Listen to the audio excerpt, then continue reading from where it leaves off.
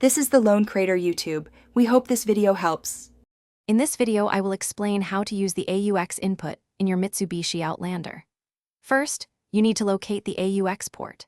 This is typically a 3.5mm jack, often found within the center console, inside the armrest storage compartment, or sometimes on the dashboard.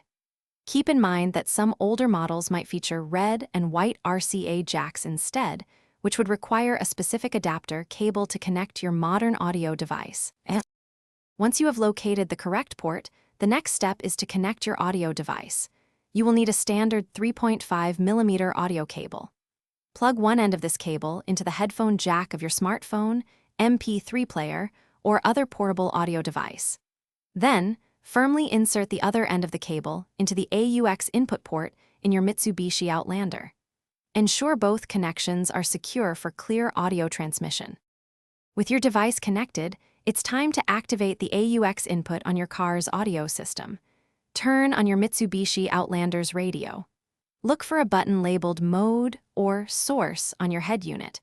Press this button repeatedly to cycle through the available audio inputs until AUX or Audio In appears on the display. For some models, you might need to press and hold the CD or CD/MP3 button for a few seconds to engage the auxiliary mode. Finally, let's optimize your audio playback.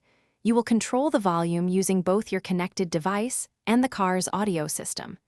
We recommend starting with your device's volume set to about 75% to prevent distortion. Then, use your Outlander's volume knob or steering wheel controls for fine-tuning. Remember, your connected device will handle all track selection, pausing, and skipping functions. Thanks for watching. Consider subscribing if we helped you.